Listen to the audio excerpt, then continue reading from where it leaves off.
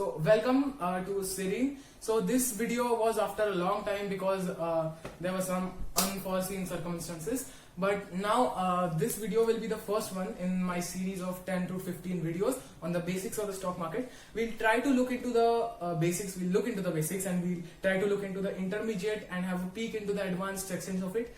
And to analyze stocks and various facts associated with it, etc.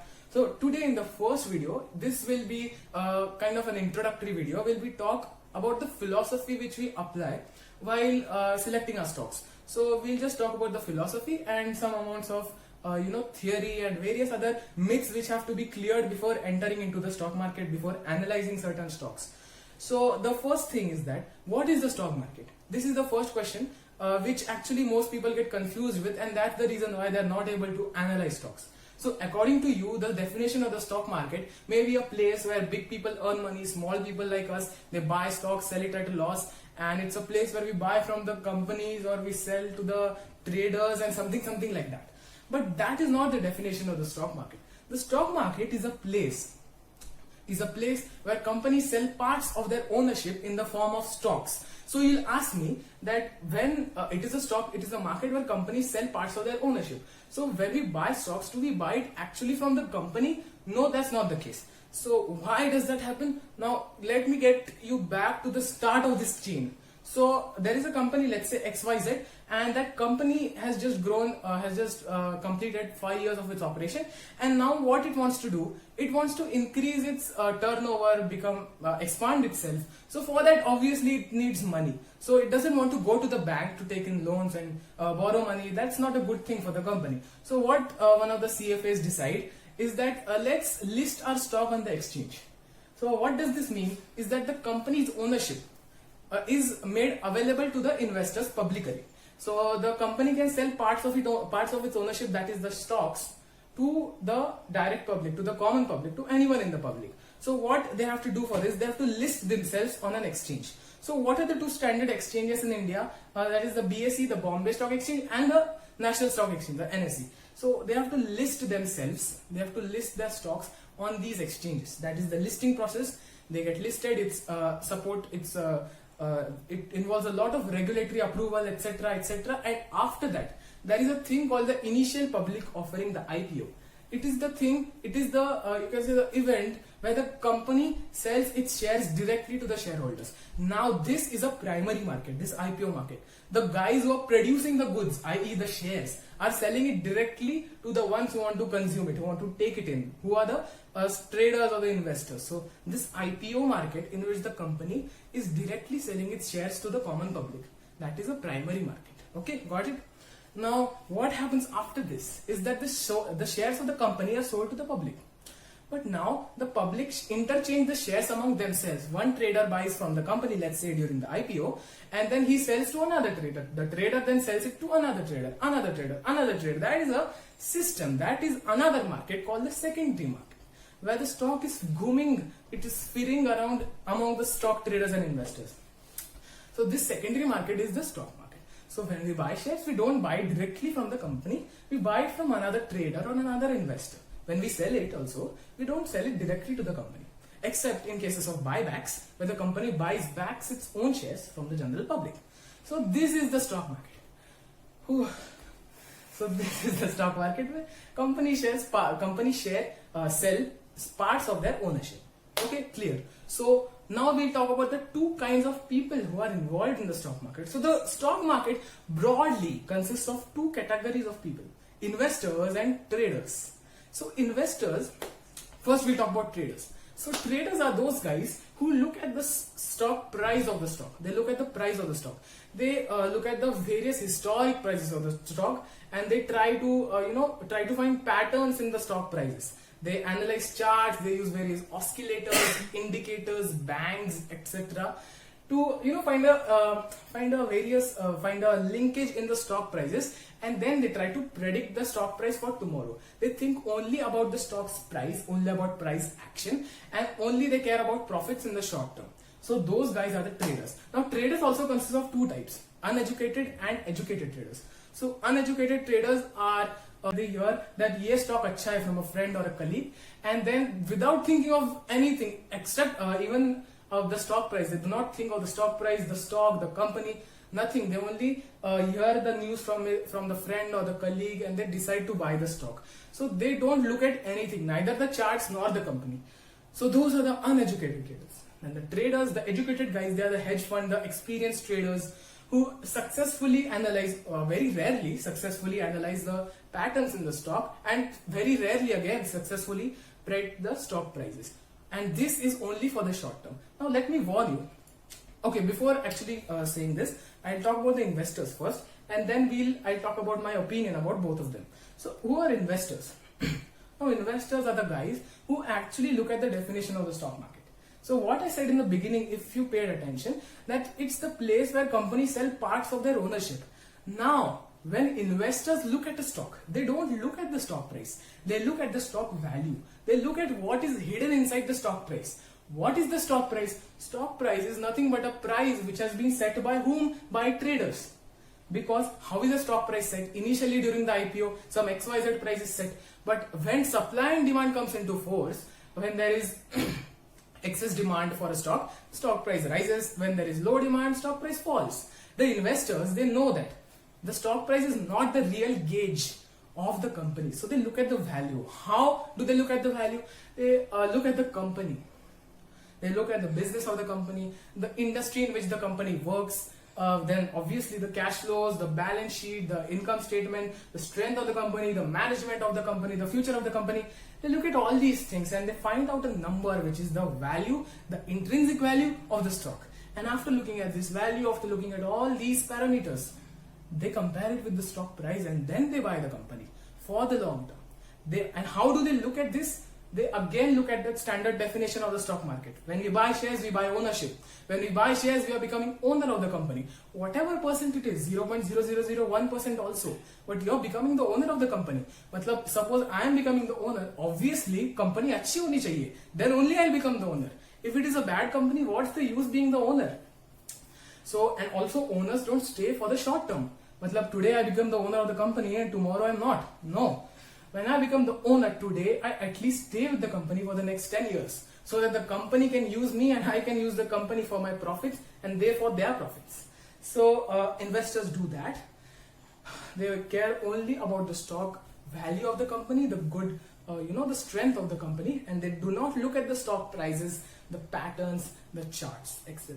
Okay, so you understood. I hope you understood the difference between traders and investors. So my opinion on who is more justified, or the general opinion about which people are more justified than the other. So it's actually being a trader is not very bad. I'll talk about the traders first.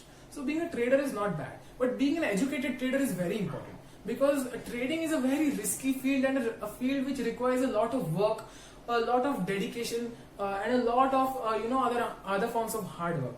So being an educated trader is important, but otherwise if you're not one, if you're just working on the advice of your colleagues, your friends, not analyzing anything at all on your own, or even just looking at the price movements randomly, then it's not going to help you. It is equal to gambling in the stock market. The stock market is not a casino. It's not a place to gamble. But for those traders who are uneducated, it is a casino. It is a place to gamble. And gambling leads to heavy consequences, heavy negative consequences. So that is up to you, who you want to become. But now what we are going to teach in these videos is fundamental analysis, or the investors theory, you can say. So investors, as I told you, they invest in good stocks, looking at the strength of the company. But how do they look at it? And why do they look at it? Why do they remain in there for the long term? So first reason I told you, because obviously for them, they are becoming the owners of the company. Obviously, I don't become the owner today and I'm not the owner tomorrow. So that is not the thing. So what they do here, why long term? Because in the short term, stock prices are very volatile. And why are stock prices volatile? Because stock prices move in the short term only because of news.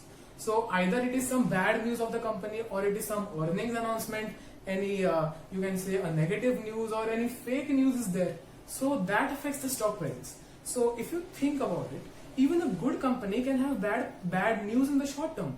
So the stock of good companies also can fall in the stocks short term, and it is the thing. Stocks of good companies also fall. Stocks of every company fall in the short or the long term.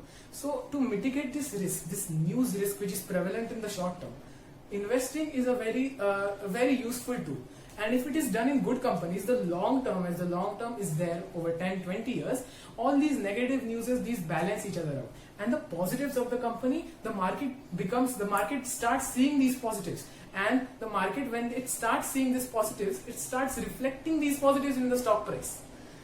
And when it reflects this positive in the stock price, your stock value increases, and hence you get the profit.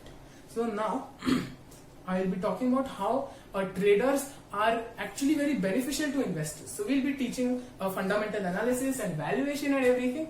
But now this is a very important thing which I'd like to tell you. So the traders, or the short-term traders, what they do is they look at the stock price in the short term.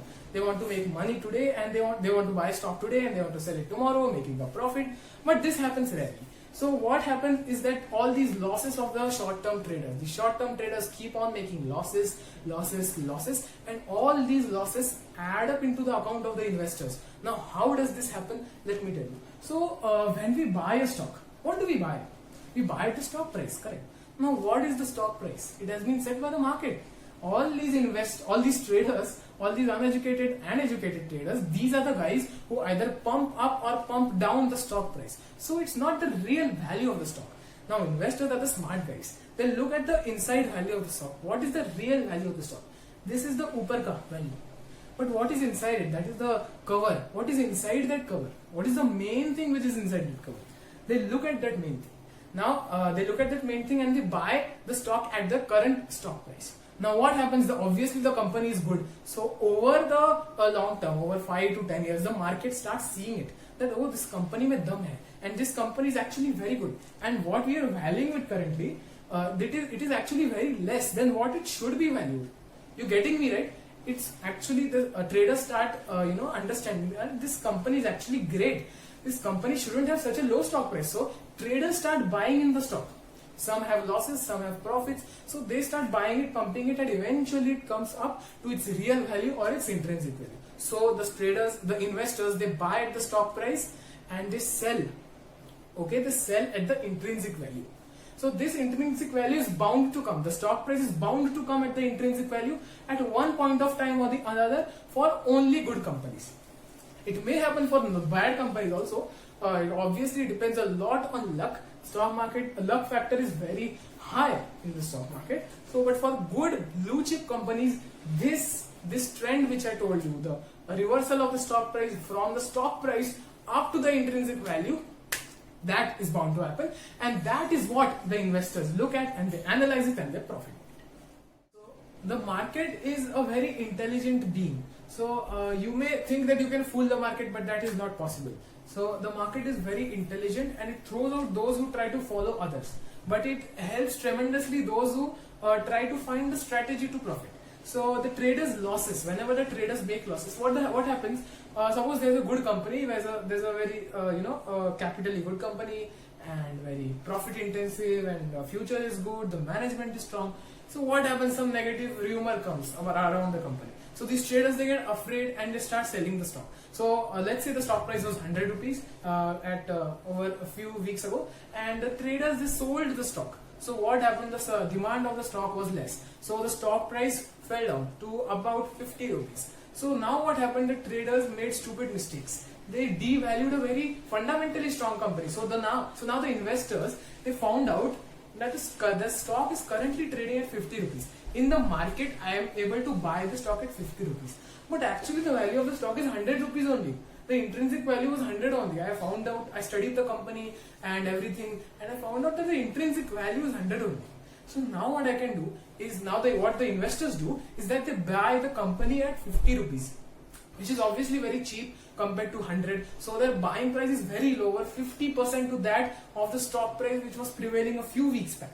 So they buy the company very cheap, and after some time what happens? That negative rumor fades away. The traders start realizing that the company is not bad and it's very strong. The earnings, all the very good earnings start coming in, and the traders, they are now okay, we are happy. So now what happens? The traders, they start again buying the company.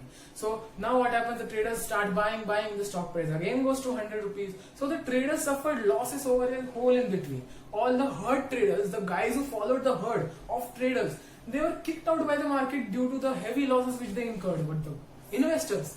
They were able to buy the stock at 50 and they were able to sell the stock at 100 or maybe more. So that's what happened. The losses of the traders got transferred to the account of the investors. So losses of traders equals profits of smart investors. So that was the stock market in our philosophy of the stock market in a nutshell. So this is not our philosophy actually. We are just using this philosophy, and this great philosophy was formulated by the great investor Benjamin Graham, and it was actually went forward by Warren Buffett, the great Mr. Warren Buffett sir. So we are just like following this philosophy, and we would like to teach this philosophy to you by applying it to various stocks in the upcoming videos. Now this was it about our philosophy. So now one more question remains: why the stock market? Why the stock market? The stock market, you must have heard, and which is the truth, you must have understood by now, that is subject to risk. Obviously, even if you are an investor investing in good companies, there is no certainty that the company is going to give you great returns. There's no 100% fixed guarantee that you are going to get that much amount of money. Your money is going to be tripled or whatever. And there's a very heavy chance that you're going to be at a loss in the stock market. So why the stock market then? Because the stock market is a place of risk. The stock market is a place where risk abundance. There is an abundance risk. But when there is risk, there are also returns. And what investors do, they try to remove the risk part of the stock market.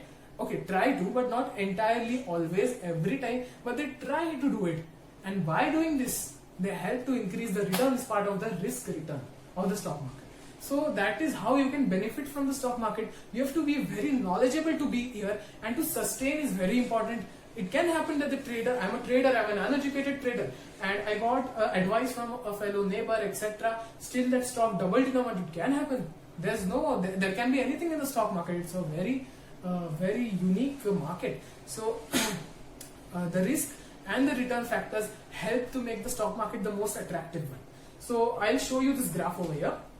This graph shows that good stocks have always beaten the entire broader market, and the entire broader stock market is always defeated all other commodities such as gold, fixed deposits, etc. in the long term.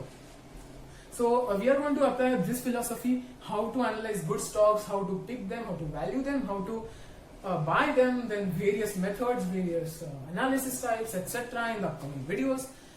Then obviously again this stock returns help to beat inflation. That is also a very important thing, because the inflation is like an invisible hand of the market. You're not able to see it, but it's there and it's going to grab your returns. So to beat this inflation, the stock market is a very good gauge if you're an investor. Again, investor comes to play, and if you're successfully able to get good returns over the long term, you'll be able to defeat inflation in a positive manner. So that is also a very important thing.